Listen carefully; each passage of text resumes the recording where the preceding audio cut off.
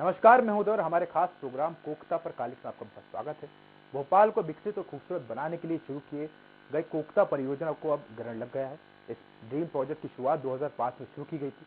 इस परियोजना को भोपाल विदिशा सड़क मार्ग पर बसे कोकता गांव में विकसित किया जाना था, जिसमें प्रधानमंत्री आवास योजना के साथ भोपाल नगर निगम की कई योजनाएं भी शामिल है। परियोजना में एक ऐसा ट्रांसपोर्ट नगर बनाने की योजना थी जो देश प्रदेश के लिए मॉडल बने, लेकिन ये सब ख्वाब बनकर रह गया। कोकता परियोजना में MIG, LIG, 1 BHK flat, duplex और सिंगल आवास के साथ मॉडल ट्रांसपोर्ट नगर बनना था, जिससे राजधानी में बढ़ रही आबादी और एवं ट्रैफिक के बोझ को कम किया जा सके। बीते 16 सालों में नगर निगम इस प्रोजेक्ट में लगभग 200 करोड़ रुपए खर्च कर 2880 मकान बना पाया, जिसमें 2151 मकानों का पंजीयन भी हो गया।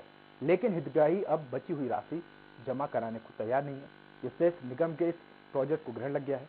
बाकी कसर यहाँ के मॉडल ट्रांसपोर्ट नगर ने पूरी कर दी। 54 एकड़ में बनने वाले इस नगर मॉडल नगर जैसी कोई भी सुविधाएं नहीं है। ट्रांसपोर्टर्स पलायन करने को मजबूर है। सड़कों का हाल ऐसा है कि छोटे वाहन भी मुख्य सड़क पर नहीं चल पाते। सुरक्षा के नाम पर कुछ नहीं है। ट्रांसपोर्टर नगर में लगभग सभी 600 स्ट्रीट लाइटें भी केवल देखने के लिए हैं। रात होते ही पूरा नगर अंधेरे में डूब जाता है। देखिए खास रिपोर्ट। कोकता परियोजना को लगा ग्रहण। कोकता गांव में विकसित होना था प्रोजेक्ट। 200 करोड़ खर्च, फिर भी नतीजा सिफर। 16 सालों में पूरा नहीं हो सका प्रोजेक्ट। ट्रांसपोर्ट नगर से पलायन को मजबूर ट्रांसपोर्टर्स। 54 एकड़ में विकसित होना था मॉडल नगर। 600 स्ट्रीट लाइटों के बाद भी अंधेरे में डूबा नगर। ट्रांसपोर्ट नगर की दुकानें आधे दामों पर बेचने को मजबूर व्यवसायी।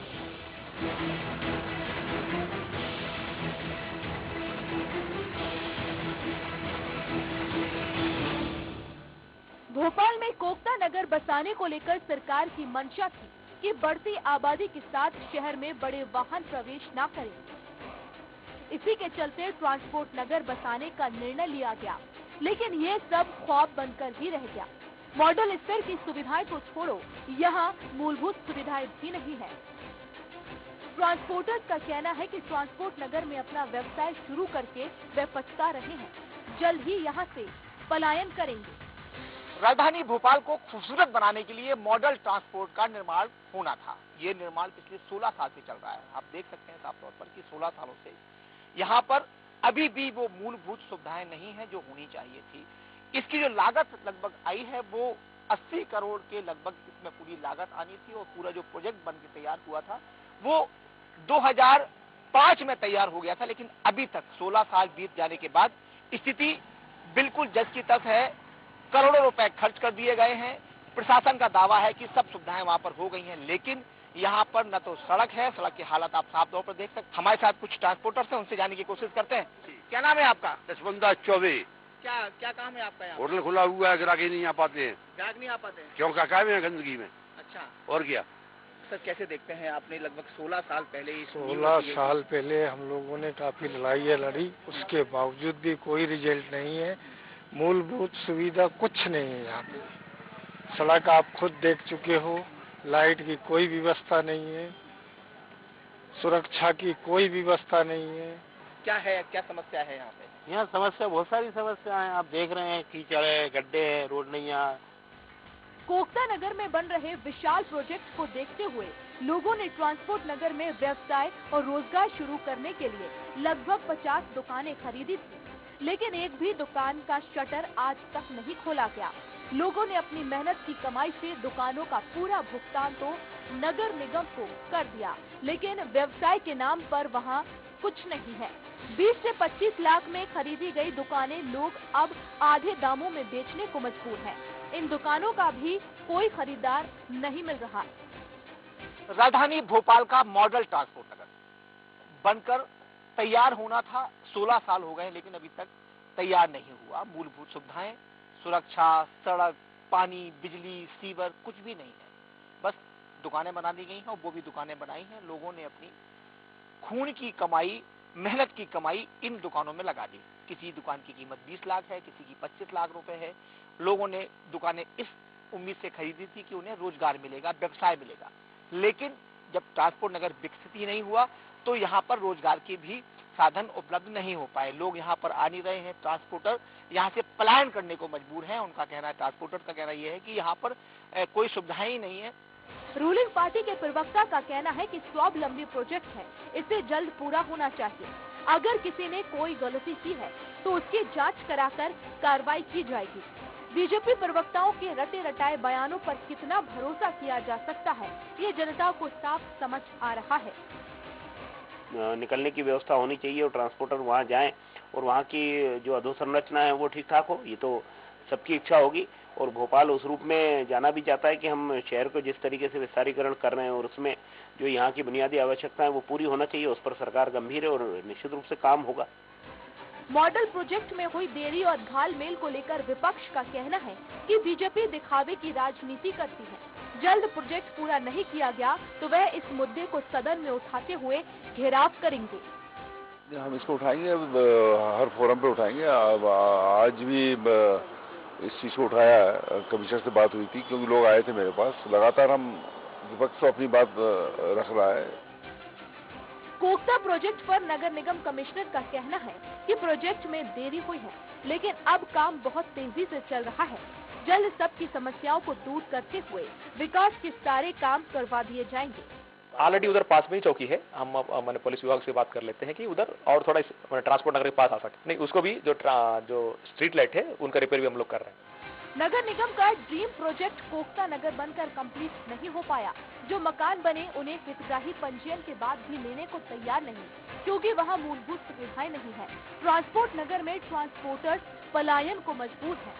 अगर जल्द ही सुविधाएं नहीं दी गई तो मॉडल ट्रांसपोर्ट नगर और मॉडल कोकता नगर ये बस आम आदमी के लिए ख्वाब बनकर रह जाएगा, क्योंकि 16 वर्षों से अटका हुआ प्रोजेक्ट अभी तक पूरा नहीं हो सका और जनता की गाड़ी कमाई और टैक्स का पैसा जनहित के नाम पर ढेर चढ़ा दिया गया। ट्रांसपोर्ट नगर की बात करें, जो मॉडल ट्रांसपोर्ट नगर बनना था, वहां से ट्रांसपोर्टर वहां जाकर फंसा रहे हैं और जिन लोगों ने दुकान खरीदे हैं, मकान खरीदे हैं, वो हितग्राही अब कोकता नगर में रहने को तैयार नहीं है। पंजीयन होने के बाद भी हितग्राही अब वहां पर पोजीशन नहीं ले रहे हैं। साफ तौर पर समझा जा सकता है कि प्रोजेक्ट में हुई देरी के चलते ये सब हो रहा है। अगर जल्द ही कुछ नगर निगम ने नहीं किया तो कोकता नगर का जो विकास हुआ है या कोकता नगर का जो सपना भोपाल वासियों ने देखा था वो सिर्फ ख्वाब बनकर रह जाएगा। कैमरा पर्सन सुरेश कटियार के साथ अरविंद चौहान। तो कोकता पर काले के इस खास प्रोग्राम में हमारे साथ स्टूडियो से जुड़ चुके हमारे संवाददाता अरविंद चौहान जी। अरविंद जी, आपने ग्राउंड स्तर पर, जमीनी स्तर पर देखा कि किस तरह से कोकता के हालात हैं। सरकार ने 2005 में इस प्रोजेक्ट की शुरुआत की, 200 करोड़ रुपए खर्च हो गए, लेकिन हम देख रहे हैं कि नतीजे अभी वही है, जीरो यानी जीरो। यानी कुछ नहीं ऐसा कि जनता को कुछ मिल सके या वहाँ के जो लोग हैं उनको कुछ सुविधाएं अभी तक सरकार ने दी गई हों। आपने वहाँ के जमीनी हालात को देखा है, आपका क्या कहना है? उदय, साफ तौर पर कह सकते हैं कि दिया तले अंधेरा। अगर राजधानी भोपाल की ये स्थिति है तो और जो छोटे शहर हैं या जो छोटे जिले हैं उनका क्या हाल होगा, जब बड़े बड़े प्रोजेक्ट ही यहाँ पर धराशायी हो गए हैं। कह सकते हैं कि इतने बड़े बड़े प्रोजेक्ट यहाँ पर बनाए जा रहे हैं, जब उनकी हालत ये है तो छोटे शहरों की तो बात ही बिल्कुल छोड़ी जा सकती है और उन बातों को छोड़ भी देना चाहिए। सवाल सबसे बड़ा ये उठता है कि इतना ड्रीम प्रोजेक्ट जो बनाया गया था, जो 2005 में बनाया गया था, जब उस समय शिवराज सिंह चौहान मुख्यमंत्री थे। इससे पहले जो पूरी इसकी जो अधोसंरचना तैयार की गई थी वो बाबूलाल गौर ने तैयार की थी। इसके बाद 2005 में शिवराज सिंह चौहान आए, उसके बाद ये किया गया पूरा। लेकिन अभी तक 16 साल बीत जाने के बाद स्थितियां ये हैं कि कोकता प्रोजेक्ट जो परियोजना थी वो कंप्लीट नहीं हो पाए। ये कहा गया था कि क्योंकि शहर का दिन प्रतिदिन जो जनसंख्या बढ़ रही है, आबादी बढ़ रही है, उसे कम करने के लिए, उसका लोड कम करने के लिए, उसका बोझ कम करने के लिए ट्रांसपोर्ट नगर को शहर के बाहर जाना चाहिए। और उसी के चलते 16 साल पहले ये अधोसंरचना और पूरी स्कीम तैयार करके वहां पर निर्माण करवाया जाना था। लेकिन अब साफ तौर पर जो तस्वीरें बता रही हैं, जो वहां के ट्रांसपोर्टर्स हैं वो इतने दुखी हैं कि सबसे बड़ा कारण ये है कि शाम होते ही वहां पर अंधेरा छा जाता है। हालांकि नगर निगम ने 600 स्ट्रीट लाइट वहां पर लगाई हुई हैं, लेकिन 600 में से आप साफ तौर पर देखेंगे कि 5 से 7 लाइट, मतलब कह सकते हैं कि 1% भी जो वहां स्ट्रीट लाइट लगी हुई है उनमें रोशनी नहीं है, बल्ब नहीं है। इसके बाद बात करते हैं सुरक्षा की, तो शाम होते ही वहां पर कोई आसपास पुलिस चौकी नहीं है, ये इस बात को कमिश्नर भी मान रहे हैं, जो नगर निगम कमिश्नर है उनका कहना ये है कि वहां पर हम पुलिस अधिकारियों से बात करके चौकी की स्थापना, चौकी का निर्माण वहां पर कराया जाएगा। लेकिन ये अब 16 साल में नहीं हो पाया तो आने वाले समय में क्या होगा, ये तो समय की गाल की बात है। अब बात करते हैं वहां पर जो विकास होना था। आप देखेंगे सड़कें वहां की स्थिति है कि वहां पर छोटे व्हीकल्स, जो कार है, बाइक है, वो तक निकल नहीं पा रही। सड़कों का हालत ये है तो बड़े वाहन कैसे जाएंगे। इसके बाद वहां पर कहा गया था कि वहां पार्क बनाएंगे, इसके बाद वहां पार्क के साथ साथ वहां हॉस्टल होगा, थाना वहां पर बनाया जाएगा। थाना नहीं बन पाया तो वहां पर चौकी बनाई जाएगी, लेकिन ऐसा वहां पर कुछ भी नहीं है। और ये भी कहा गया था कि ट्रांसपोर्ट नगर में जो ड्राइवर बाहर से आते हैं उनके बैठने उठने की, उनकी शौचालय वहां पर बनाया जाएगा। सारी सुरक्षा के साथ साथ जो वहां मूलभूत सुविधाएं हैं वो वहां पर दी जाएंगी। लेकिन मॉडल जो ट्रांसपोर्ट नगर का सपना देखा था वो बिल्कुल सपना बनकर उधर रह गया है। वहां पर ऐसा कुछ भी नहीं है कि वहां पर आदमी रात काट सके। वहां छोटे छोटे ट्रांसपोर्टर्स हैं, वहां पहुंच गए हैं, लेकिन अब वो प्लान को मजबूर है। उनका कहना यह कि ज्यादा दिन अगर नगर निगम ने या सरकार ने हमारी नहीं सुनी तो हम फिर वापस शहर में आएंगे। तो शहर में जब आएंगे तो निश्चित तौर पर जो शहर का जो अभी बोझ है, जो ट्रैफिक है, वो बढ़ जाएगा, जिससे कहीं ना कहीं दुर्घटना भी होगी और ट्रैफिक व्यवस्था भी जाम होगी। तो कहीं ना कहीं पूरी जो परियोजना है वो बिल्कुल कह सकते हैं खराब पड़ी हुई है और इसमें नगर निगम को ध्यान देना चाहिए, जो कि नहीं दे पा रहा है। जी उदय। अरविंद जी, हमने देखा कि सरकार जो है ऐसे तमाम प्रयास करती है, जैसे भोपाल में जिस तरह से ट्रैफिक का जो दबाव बढ़ रहा है, ऐसे में सरकार का ये योजना तो ठीक है कि भाई ट्रैफिक जो है बढ़ रहा है उसको कैसे न कैसे करके कम किया जाए, योजना अच्छी है। लेकिन ये योजना कहीं न कहीं चुनावी वादों की तरह ही ये योजना भी नजर आ रही है। लोगों ने करीब 2800 मकान बने, लोगों ने 2151 मकानों को पंजीयन भी करा लिया, लेकिन लोगों का ये कहना है कि हम वहाँ रहना नहीं चाहते क्योंकि वहाँ पर जो मूलभूत सुविधाएं वो नहीं है। उधर उसमें सबसे बड़ा समस्या ये आ रही है, वहां पर जो कोकता गांव है वहां पर सुरक्षा की सबसे बड़ी समस्या है। क्योंकि जो बिल्कुल कोकता जो गांव बसा हुआ है बिल्कुल शहर के बाहर है और ये बिरसा रोड पर पड़ता है कोकता गांव। एक बड़ा ड्रीम प्रोजेक्ट बनाया गया था और उसमें जो नगर निगम की, सरकार की, शासन की कई योजनाएं हैं उस कोकता गांव में लागू होनी थी। लगभग 2800-2900 वहां पर फ्लैट बनने थे, जिसमें MIG, LIG और 1 BHK 2 BHK सारे फ्लैट वहां पर थे। लगभग कह सकते हैं 10 लाख रुपए से लेकर 30-35 लाख तक के वहां पर फ्लैट वहां पर थे।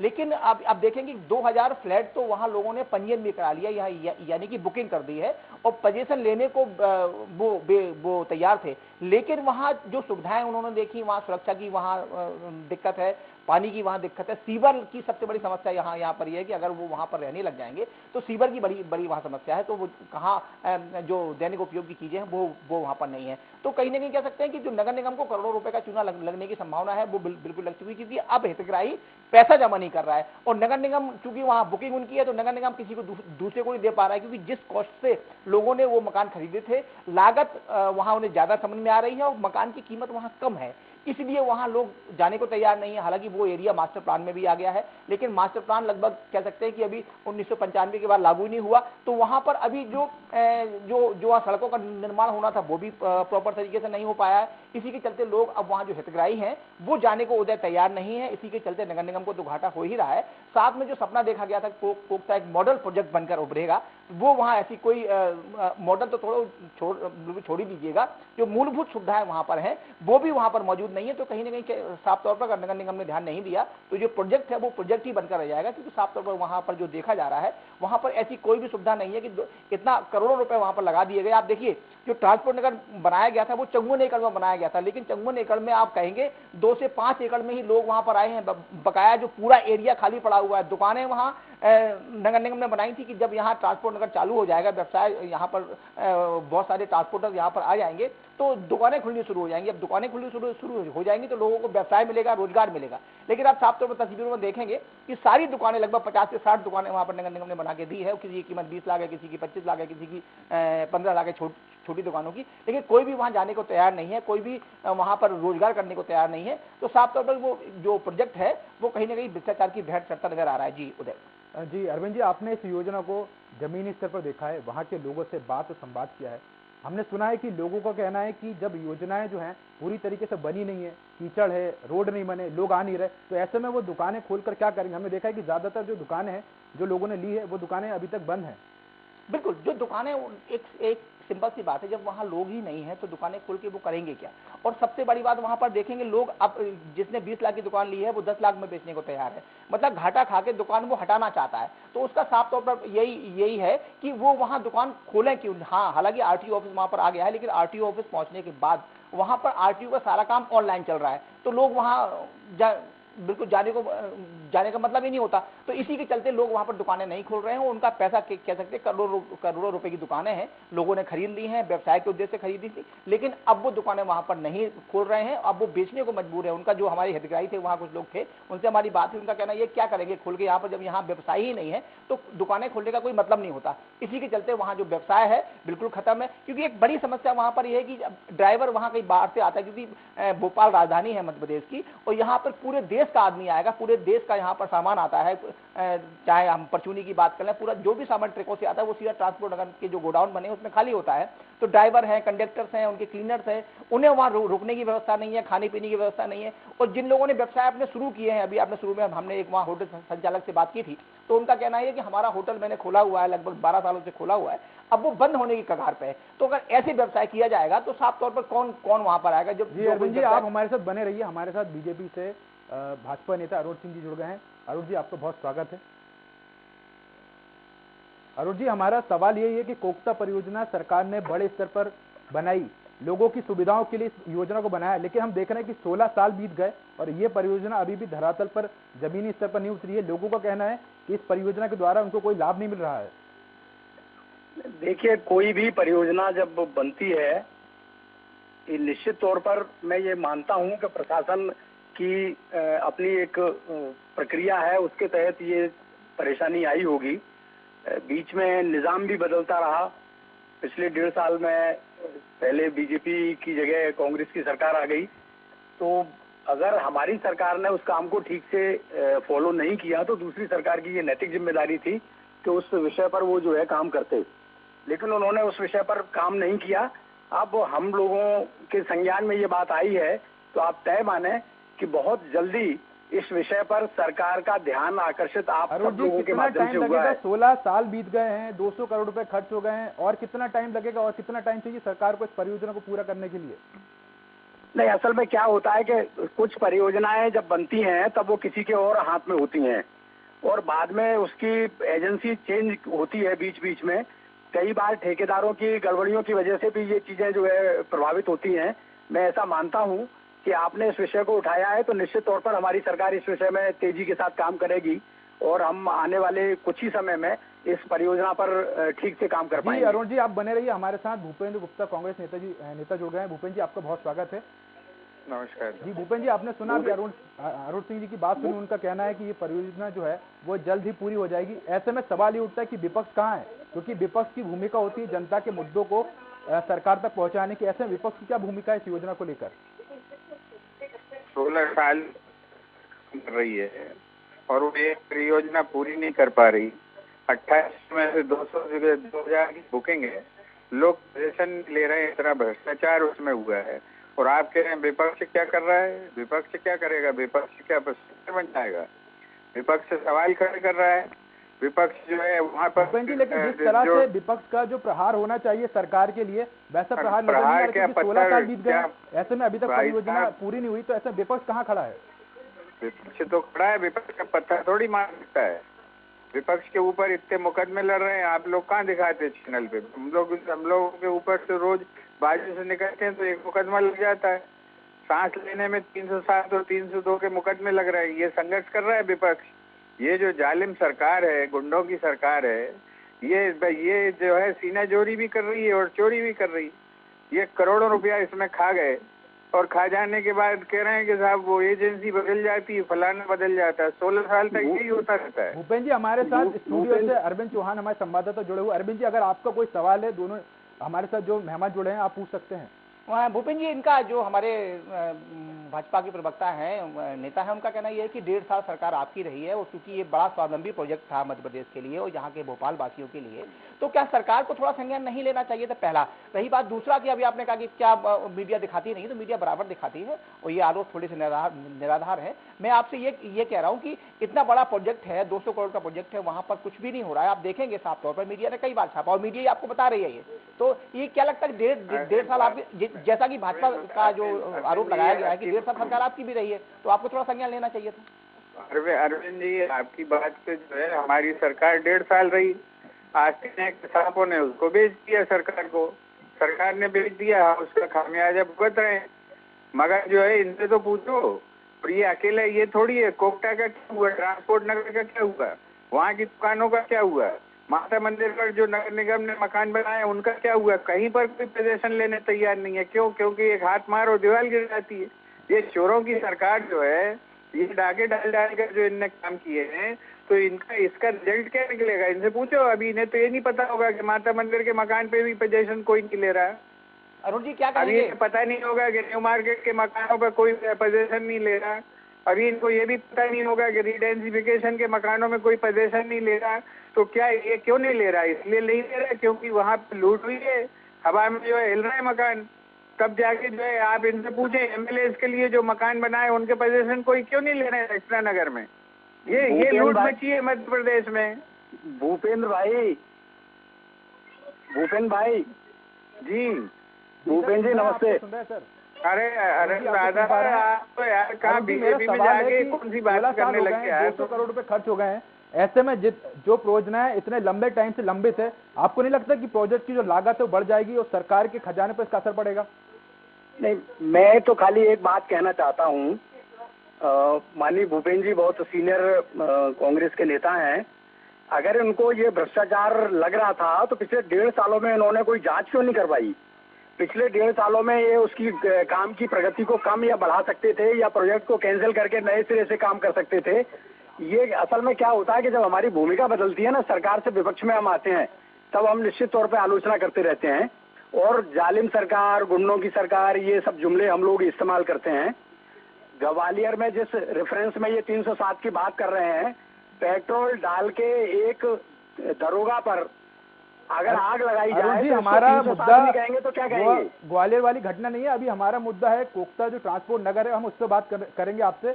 जिस तरह से लोगों को जो मूलभूत सुविधाएं हैं वहां पर लोगों ने अपनी जो पूंजी है वो लगाकर लोगों ने वहां आवास खरीदे, अपनी दुकानें खरीदी। ऐसे में ये योजनाएं जो है वो कब धरातल पर उतरेंगी?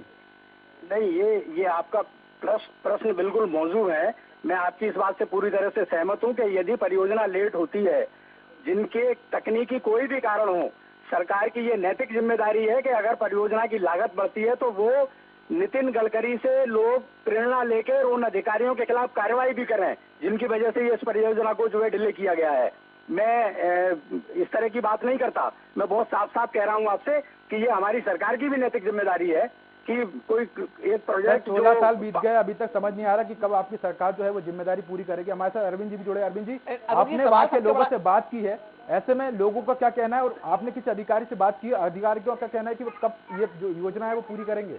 अरुण जी, सबसे बड़ा सवाल यही है और हम चूंकि भूपेंद्र जी इस समय सत्ता, उनकी कांग्रेस अभी सत्ता में नहीं है, 1.5 साल सरकार रही, 1.5 साल बराबर उथल पुथल वाला माहौल रहा और आप लोग परेशान भी करते रहे। भाजपा बराबर सरकार को परेशान करते रही, आए दिन जुमले देती रही कि सरकार अब जा रही है, कब जा रही है, तो काम ही नहीं कर पाए। सवाल सबसे बड़ा ये है, 16 साल बहुत बड़ा समय होता है और ड्रीम प्रोजेक्ट है। इसे कांग्रेस को भी संज्ञान में लेना चाहिए और भाजपा को भी संज्ञान में लेना चाहिए क्योंकि ये शहर का विकास है। आपने देखा होगा पूरे प्रदेश की अगर बात करें तो इंदौर सफल इसलिए होता है कि वहां कांग्रेस और भाजपा, जब विकास की बात आती है, हम दोनों नेताओं से कह रहे हैं, जब विकास की बात आती है तो दोनों दल एक साथ होकर विकास करते हैं। लेकिन ये भोपाल में, ग्वालियर में, जबलपुर में ये ऐसा क्यों नहीं हो पाता? नहीं, ये आपका प्रश्न बहुत मौजूद है। इस विषय पर हम राजनीतिक दलों को भी सोचने की जरूरत है कि शहर के विकास में हर नागरिक की अपनी एक भूमिका होती है। शहर का विकास होता है तो उसमें पूरे शहर को फायदा मिलता है। इसलिए ये आवश्यक है कि राजनीतिक दल कोई भी हो, लेकिन इस तरह के लोगों को मिलकर अपने शहर के डेवलपमेंट के लिए काम करना चाहिए। मैं भूपेंद्र भाई से अपील करूंगा कि वो भी हमारे इस पुनीत काम में जुड़ें और जो सजेशन हो, सार्थक सजेशन हो, उनमें सब में जो है पहल करने की हमको भी और उनको दोनों को जरूरत है। हम एक दूसरे की टांग खिंचाई करते रहे, आलोचना करते रहे, इससे प्रोजेक्टों का भला होने वाला नहीं है और ना देश के का जो बहुत अमूल्य समय और पैसा लगता है उसका भला होगा। हमें गति को बढ़ाने की जरूरत है और इसमें टाइमलाइन निर्धारित करनी चाहिए। जिस तरह से सरकार जो है वो योजनाएं लेके आती है, ऐसे में आपको नहीं लगता कि एक डेडलाइन होनी चाहिए कि इतने टाइम में जो योजना है वो पूरी हो जाएगी? क्योंकि जिस तरह से साल बढ़ते आते हैं लोगों का रुझान भी योजनाओं की तरफ जो रहता है कम हो जाता है। ऐसे में सरकार को एक डेडलाइन नहीं बनानी चाहिए किसी योजना को लेकर कि इतने समय में जो योजना है वो पूरी हो जाएगी? नहीं, निश्चित तौर पर डेडलाइन होनी ही चाहिए।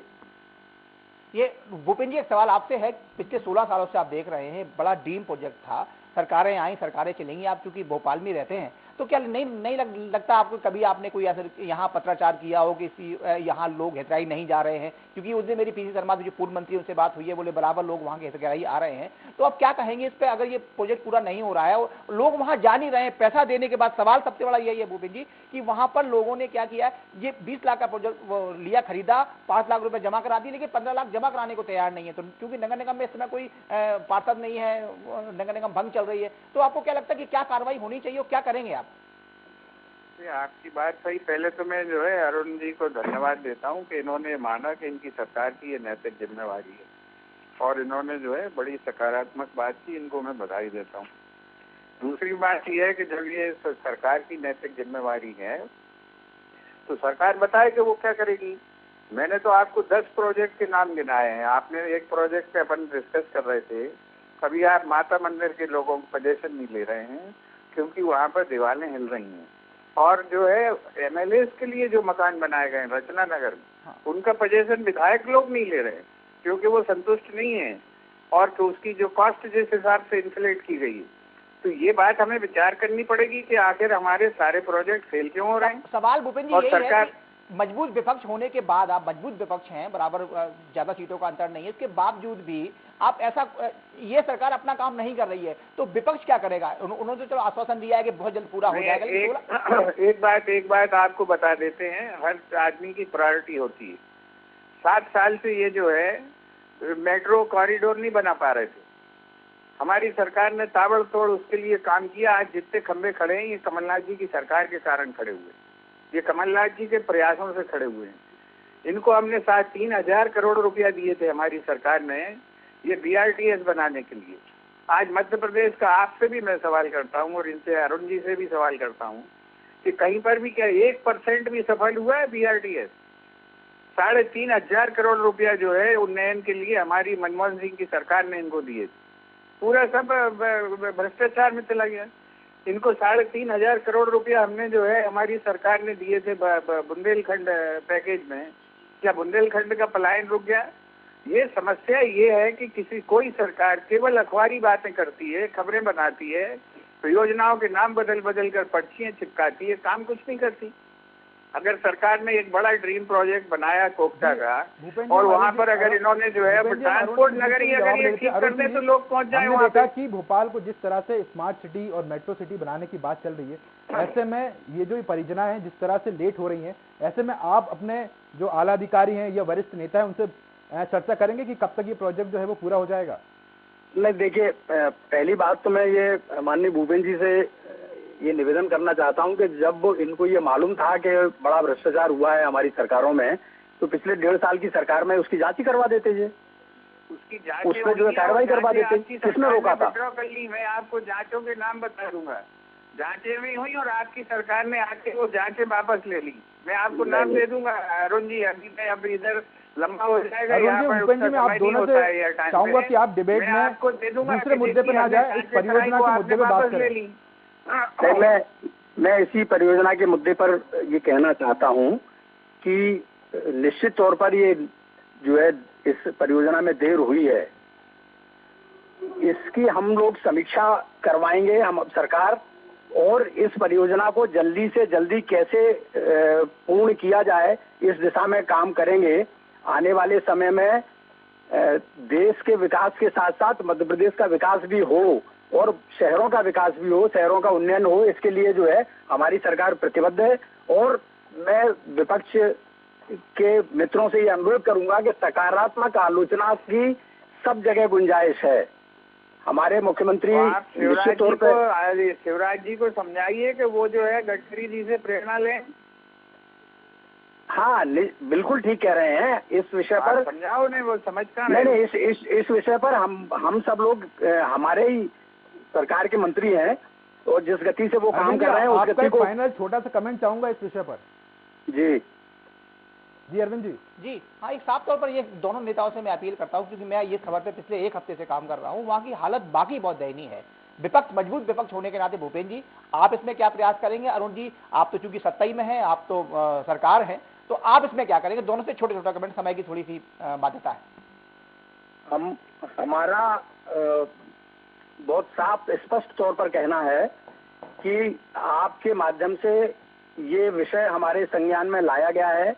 हम लोग सरकार से इस विषय पर बात करके इस परियोजना को जल्दी से जल्दी पूरा करवाने के लिए प्रयास करेंगे और उसमें जो कठिनाइयां हैं वो कैसे दूर की जाएं, इस विषय पर भी हम काम करेंगे। भूपेंद्र जी, अगर जो है ये जो कमिटमेंट किया है अरुण जी ने, अगर ये पूरा नहीं होता है तो हम लोग जो है आंदोलन करेंगे यहाँ पर, और उन हितग्राहियों के जो है के साथ न्याय हो, इसके लिए हम लड़ाई लड़ेंगे। जी भूपेंद्र जी और अरुण जी, फिलहाल हमारे पास वक्त की बहुत कमी है, लेकिन आप दोनों का इस विषय पर हमारे साथ जुड़ने के लिए बहुत बहुत धन्यवाद। इसके अलावा हमारे साथ भोपाल स्टूडियो से अरविंद चौहान जी भी जुड़े। अरविंद जी, आपको भी बहुत बहुत धन्यवाद इस खबर पर जानकारी देने के लिए। तो कोकता पर कालिक इस खास प्रोग्राम में फिलहाल इतना ही। देखते रहिए स्वराज एक्सप्रेस। नमस्कार।